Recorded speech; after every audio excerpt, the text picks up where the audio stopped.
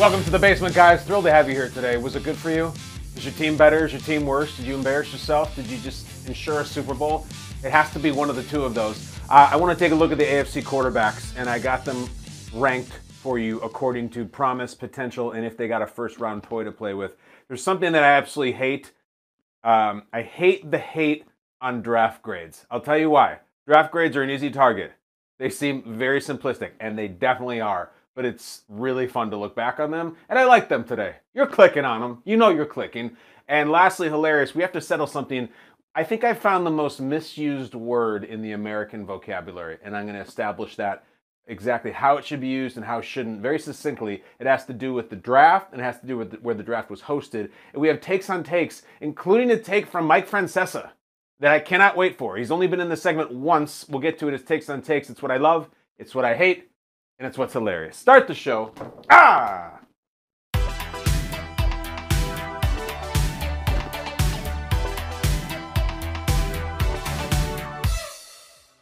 All right, I love those quarterbacks in the American Football Conference, and I thought I loved them as much as I possibly could because they're so good. And as I talked about last week, there's really only 2 or 3 in the whole conference that don't matter or are kind of TBD. It's very, very few. And now Lamar is signed, and we know Rodgers is there, and we got our rookies all nestled into their new resting place. So let's look at the AFC quarterbacks right now. From top tier to who the hell knows. I have them ranked for you, my friends, in 7 tiers. And I'm also going to let you know and remind you, did that quarterback or those quarterbacks in that tier get a brand new, shiny first-round toy from their general manager to play with? Because some of them did. And some of them did not. Tier number 1, Patrick Mahomes. Patrick Mahomes tier, there is no one else in it. There is no one else with him. He has no roommate.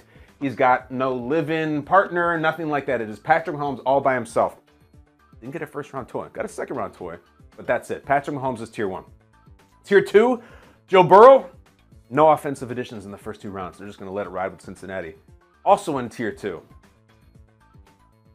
our guy, 17, representing Western New York and the Buffalo Bills, Josh Allen, along with Joe Burrow in tier 2. And Josh Allen got himself a big old tight end in the first round named Dalton.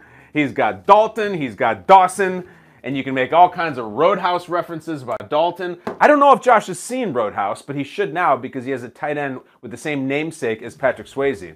I'm not talking about that newfangled Jake Gyllenhaal UFC thing. I'm talking about Patrick Swayze, who walks around with his medical chart, so when he goes to the local hillbilly ER and meets the impossibly attractive physician who works there, it saves time, as he says. That's tier 2, Joe Burrow and Josh Allen. Tier 3, Aaron Rodgers, Lamar Jackson, and Justin Herbert. That's tier 3. Lamar Jackson has a round 1 wide receiver. It's hard to say. A round 1 wide receiver named Zay, Z-A-Y. Justin Herbert has a round 1 wide receiver named Quentin Johnson. So Aaron Rodgers, who did not get any new receivers, at least not on the Jets roster, comprises the tier 3 with Lamar and Justin Herbert, who both got brand new weapons, and we'll see how that goes. That's tier 3. Tier 4. This is how good the AFC is. Tier 4. Russell Wilson. He's in the 4th tier. Who knows what's going to go on with him? Is he going to bounce back under Sean Payton? We don't know. Last year was really rough. Yet he has a lot of really good football he's played. It's been a long time.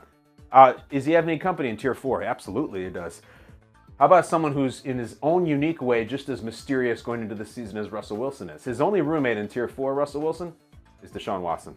Deshaun Watson, no offensive additions in the first 2 rounds at all because the Browns didn't have any picks before the 3rd round. I think the Browns are the lowest profile team in the entire NFL. No draft talk whatsoever because they weren't relevant the first 2 rounds. There's the weird, shadowy, emotional hangover from everything that went through with Deshaun Watson. The football last year was really strange and bizarre. Stefanski's a good coach, well thought of. They have some really good players, and yet they're almost never on TV, radio, internet, podcast. They're the lowest profile team of the 32, and yet they're very talented, and Deshaun Watson is MVP talent. That's tier 4, Russell Wilson and Deshaun Watson. Want to know tier 5? Sexy as hell. It's Las Vegas, and it's one resident only. Tier 5 is Jimmy Garoppolo. By himself, just living in his bachelor pad, no roommates, no nothing.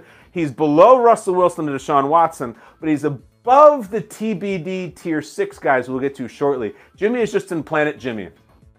Planet Jimmy, they didn't go anything. They didn't draft Hendon Hooker. They didn't draft Will Levis. They didn't draft Anthony Richardson. I thought the Raiders might pull the rug out from under Jimmy and say, yeah, you're a short time here, buddy. We're going to draft the future. They didn't. Not early, at least. So Jimmy's all by himself. Jimmy's always going to be Jimmy, heavily flawed, low ceiling, but very efficient. And he's a winner. Look at the quarterback wins. You can't knock him on that. Tier 5, Jimmy Garoppolo. Tier 6, young fellas. Kenny Pickett, who got a first-round offensive tackle. Mac Jones, Tua Tagovailoa, and Trevor Lawrence, who also got a first-round offensive lineman. Kenny Pickett, Mac Jones, Tua Tagovailoa, and Trevor Lawrence. All guys with potential, some more than others. Trevor Lawrence won a playoff game. Kenny Pickett did not get to a playoff game. Mac Jones has been in one. Tua Tagovailoa's team was in one, but he didn't get to play. That's the guy. It's the young guys. Young. Not all of them are going to make it, but a couple of them are. I think if you were to take the pick of all those, I think Lawrence is the obvious pick. But I love Kenny Pickett. I really do. And there's not a lot of people who sing for him. I do. The last tier, tier 7, C.J. Stroud, Will Levis, and Anthony Richardson. That's it. The rookies. We don't know. A bunch of those guys are going to fail. Maybe all of them. Maybe 2 of them. I don't think 3 for 3 those guys are going to be perennial all-pros. But that's tier 7, guys. Take a pick. I think the tier 5 in the AFC feels like it's on par with tier 1 in the NFC. It's really, really close. Tier 7, guys. All the way from Patrick Mahomes to Anthony Richardson, the Indianapolis Colts. Who the hell knows? We're going to see these guys battle all year. I love it. You throw a dart, as we sometimes do here in the basement, and you probably get an excellent quarterback. Worst case scenario, a project, a guy who's developing, but most likely an excellent quarterback and maybe even an all-time great. It is that good. It is that loaded. The draft did nothing to extinguish the excitement about the AFC. In fact, we sprinkled in some really good wide receivers, some linemen. It's going to be a shootout across the board. I love what the draft did for the AFC. We thought the quarterbacks were good. They're better. They're younger. They're faster. They're bigger. Absolutely love it. But let's get to what I hate.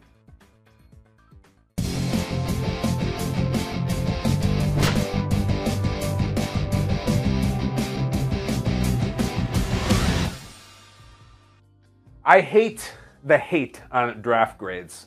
That's my double negative way of saying I dig draft grades. I think they crack me up. Of course they're ridiculous. Of course they're fast food. Of course they're low-hanging fruit. Of course they're terrible. But I love them. There's certain things that we just have in what we do that you can't resist, because I would defy this. I defy you this. If you say draft grades, oh, so lame, what a layup, so easy, they're not even true. How do you know who's going to be good? You have no way of knowing. How can you possibly give them a grade? You can say all that. You can say all of that. But don't click. You better not click. I bet you click on those draft grades. I bet you do. We all do. It's right there. It's candy. It's easy to access the sugar of draft grades. You tune in Monday morning, fire up the old internet at work. Boom, right there. Draft grades. Winners and losers of the draft. Don't mind if I do. I'm just going to scroll, and then I'm going to stop on my team, and I'm going to read it, and I'm going to be so excited if we got an A-, and so mad or so depressed if we got a C-. I just love them. I used to talk to Pete Prisco, who does draft grades and power rankings and all that stuff for CBS for a long time, and Pete used to say off the air, he'd be like, I get so much crap about the draft grades. Everybody gives me so much crap. Why do you do those? Why do you do those? He's like, if you could see the number of clicks I get on my draft grade columns, it's astronomical. They're the highest rated thing that I do, and I do really quality work. And he's really funny, so it cracks me up. But he's just like, listen, draft grades are the Kardashians of NFL content. If you don't like it, don't click. Look away. Don't follow. Don't watch the show. But you do. And you say you don't, but I bet you do, because millions of people do. And if they didn't, there would be no more draft grade columns every single year. They're there. You watch them. You like them. I know you do. Don't say you don't. Don't say you don't like trash TV, The Bachelor, all that stuff. You watch. Just like you like draft grades. And here's the other thing. It's really fun to see how terribly they age. It's ridiculous that anybody, the morning after the draft, could sit here and hand out rewards or admonishments for the draft picks, having no idea who's going to be good or bad. It doesn't make any sense. You don't know that tackle that we took in the first round is going to be anything or a Hall of Famer, but you're sitting here handing out a B- because they didn't fill a position of need, whatever that is. So listen, let's just, for the sake of defending draft grades, I'm trying to find even a perverse pleasure in them, even for you people who hate them. And I've seen you. I love them. The perverse pleasure is this. Look at the 2012 Seahawks draft. That sounds like, what the hell is that? Bobby Wagner, Russell Wilson, Bruce Irvin. It's an excellent draft for the Seahawks. Mel Kiper Jr., C- draft. Sports Illustrated's Chris Burke, C. Bleacher Report's Donald Wood, F. Yeah, you really laid the wood there, Donald. Quote, Pete Carroll is proving why he didn't make it in the NFL the first time. Yes, this is great. Okay, that's from years ago, though. 2017, the Chiefs trade up in the first round to draft Patrick Mahomes from Texas Tech. Stephen Ruiz, USA Today, C-. Quote, calling Mahomes a project is a major understatement. He's nowhere near ready to play in the NFL. And honestly, he may never be. Awesome. Just awesome. I love it. And Stephen Ruiz, I totally respect you. A lot of people thought that at the time. It's not the point. Moving on, 2018 draft. The Jets at number 3. Out of the University of Southern California, they take Sam Darnold. Pro Football Focus, they're in the know. They grade the draft elite. The Jets should be ecstatic that Darnold was still on the board at number 3. Our number 2 player on the PFF draft board, Darnold has shown exceptional high-end play. Didn't work out. Didn't work out there. Didn't work out in Carolina. Just didn't work out. 2019, look, speaking of the devil, Pete Prisco, CBS. Daniel Jones to the Giants at number 6, D. He says, I wanted to give this pick an F. I like Daniel Jones. I just don't like him in the spot. It seemed reasoned. I didn't like Daniel Jones there at all. I'm not making fun of you, Pete. I'm agreeing with you. He just got extended, and he looked really good in a playoff game. Let's do one more. 2020. From The Athletic. Jalen Hurts to the Eagles in the second round. Grade D. the write-up. My brain hurts.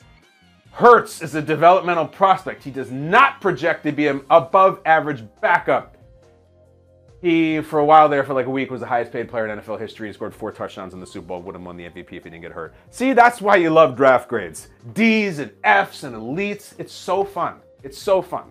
Right now, you can click on a draft grade column that says, such and such team set their franchise back 5 years with this draft. All those players we're talking about will be Hall of Famers. It's awesome. Click on them. It's fine to do the drive-through and get the French fries every once in a while. It's fine to watch Love is Blind. It's fine to listen to Train. It's all beautiful, disposable sugar. Do all those things while you're reading draft grades. They're fun. There's nothing to feel. It's not a guilty pleasure. It's just a pleasure. I love you, draft grade writer. Mwah! A+ to all of you. But we have to settle something. Let's get to what's hilarious.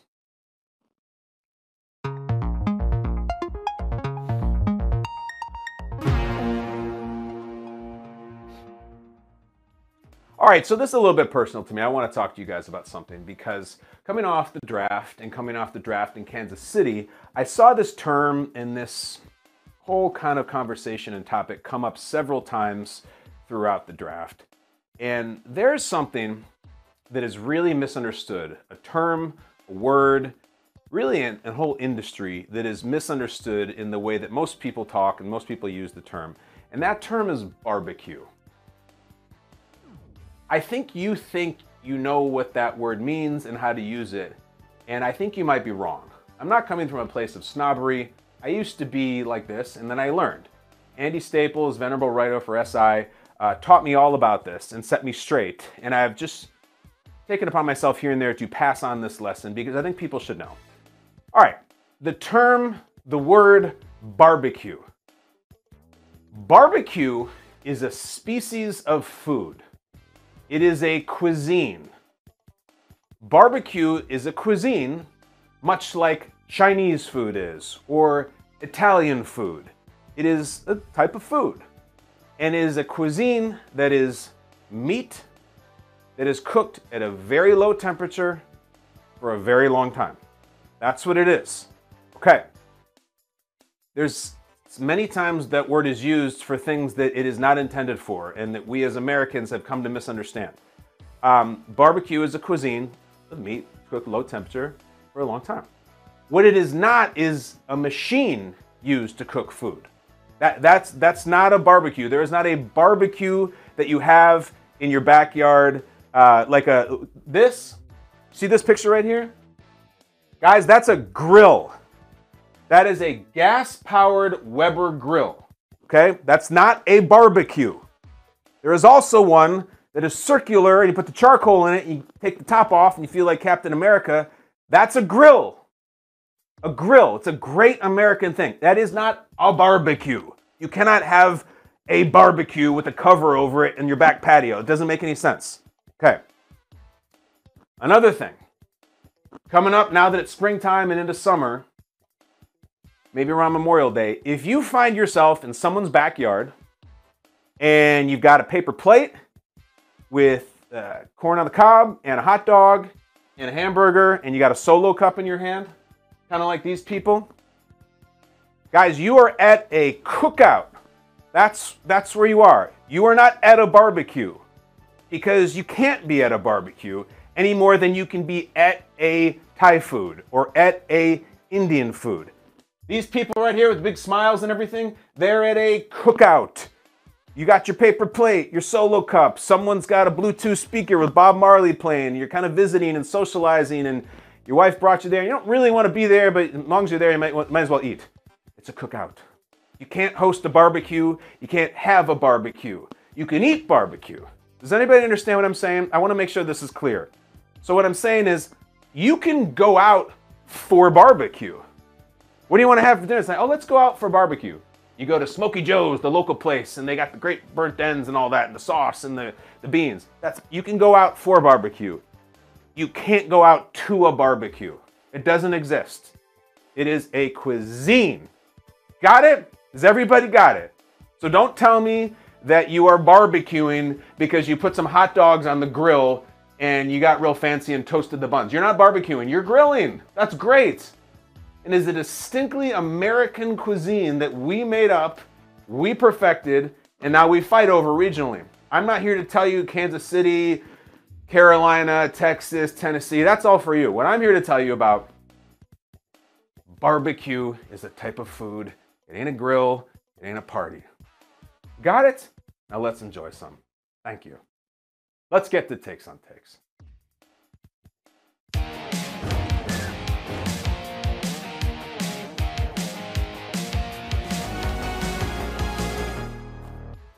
All right, Takes on Takes, just like it sounds. I give my take on other people's takes, and I judge them in 3 categories of delivery, creativity, and heat. And then I give them a number, and they face off. Whoever has the higher number wins. First up, a reminder, as always, I've never seen any of these. I haven't previewed them. I will see them for the first time with you. Marcus Spears, Swagoo, they call him. Shockingly, he's only been on Takes twice, but he's not won. He's 0 for 2, averages a 6.5 out of 10. And here he is on the NFL Live program, reacting to the Philadelphia Eagles draft. Go ahead. I think Swagoo can relate. Marcus. You okay, bud? I'm sorry, Swag. We had to do it to you. How scared are you of this Eagles defense? Don't jump. Are you still working? Hey, don't jump. I ain't scared of them because I ain't got to block them. I'm not even addressing the damn camera. I'm pissed off again. Last night, I got fined. I saw y'all this morning. I was in a great mood. And the question on our rundown is how scared of you. I'm terrified, okay? But I'm not going to look in the camera while I say it. You can't let a man see your eyes when you're scared. Good thing the back of you looks pretty good. Yeah, man. Yeah, the fact that they iron. Bro, nobody in this draft came and thought that the Philadelphia Eagles was going to walk out of here last night with Jalen Carter, bro.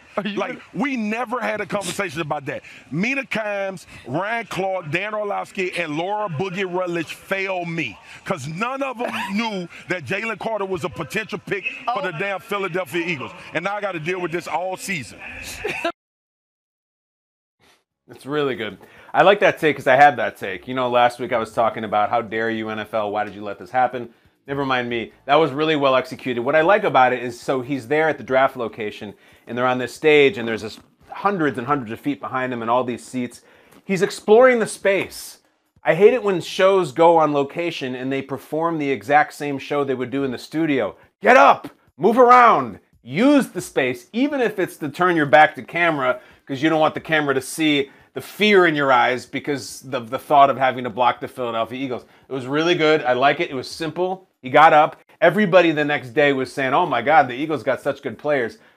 He managed to do it in a very original way, which I always respect, original thinking. It would have been easy for him to just sit there and sit at the desk and be like, yeah, man, they're really good. Man, they're great. He got up. He performed. He made some damn television, and I really respect it.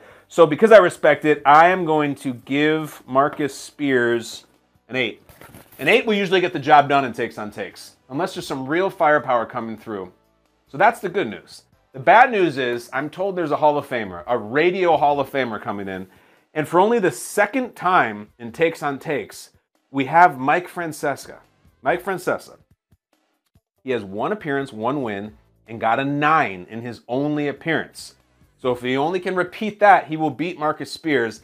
On the Mike Francesa podcast, the Pope has a take. Oh man, I've not seen this. I don't know what it's going to be. He has a take on NFL broadcasting. Can he beat an 8?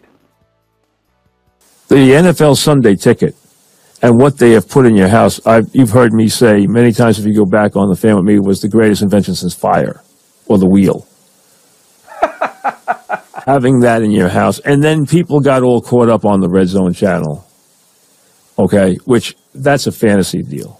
I don't mind the Red Zone channel. And I told you before, I would have loved to host the Red Zone channel because I would do a great job at handling that in the fourth quarter or in the witching hour.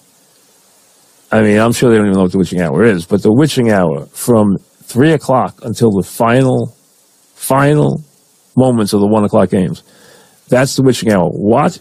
Well, I've told people through the years, at 3 o'clock, take a pad and write down the scores of all the games. And then write down the final scores and see how much things change from 3 to 4:15. That's why many years ago I called that the witching hour. All right. So hold on. I kind of got that at the buzzer that Mike Francesa claims responsibility for inventing the term the witching hour, or at least relating it to football. That's great.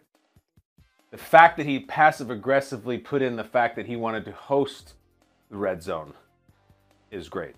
The idea in practice of Mike Francesa actually hosting the Red Zone in lieu of Scott Hansen is beyond great.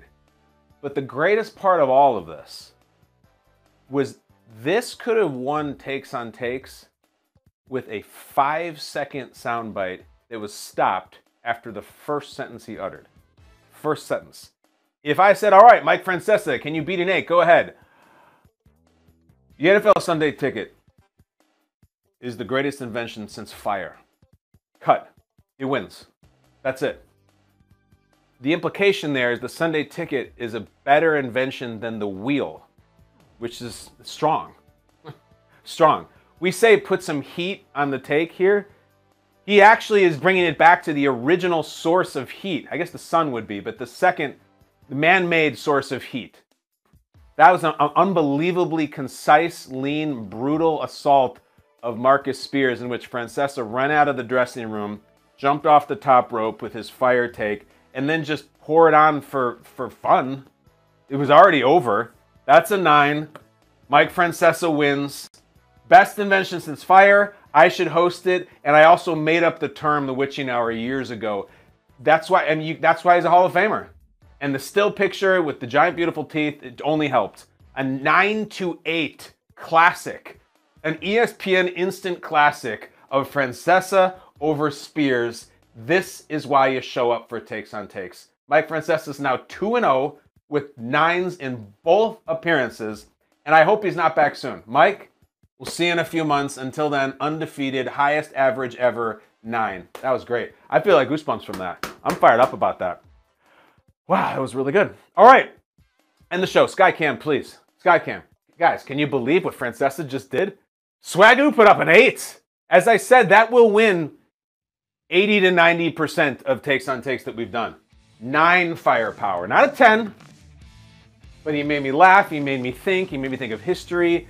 It was perfect, Francesa. Today's random number is, I almost hit the bullseye. 14. Topic number 14. I haven't seen this, just like the takes on takes. And I will respond off the top of my giant 7 3/4 inch dome. 14 I said. Tell us about your first cell phone, if you want to. I bought it on Nassau Street in Princeton when I was going into my senior year in college. It was 2000. It was a silver Samsung Flip. And it